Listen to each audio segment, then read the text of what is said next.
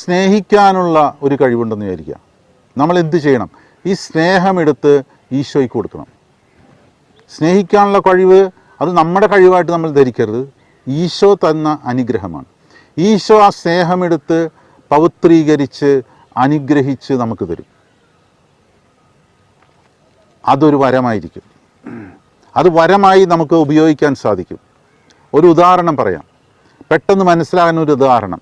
ഒരു പയ്യനുണ്ടായിരുന്നു, അവൻ എല്ലാവർക്കും ചോദിക്കുന്നതൊക്കെ കൊടുക്കും. അങ്ങനത്തെ ഒരു പയ്യൻ എന്ത് ചോദിച്ചാലും കൊടുക്കും.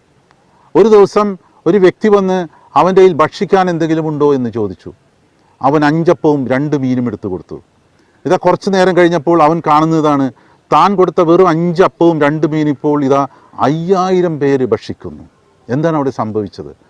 ഈ ബാലൻ കൊടുത്ത ആ അപ്പവും ആ മീനും ഈശോ എടുത്ത് ആശീർവദിച്ച് വിതരണം ചെയ്തു.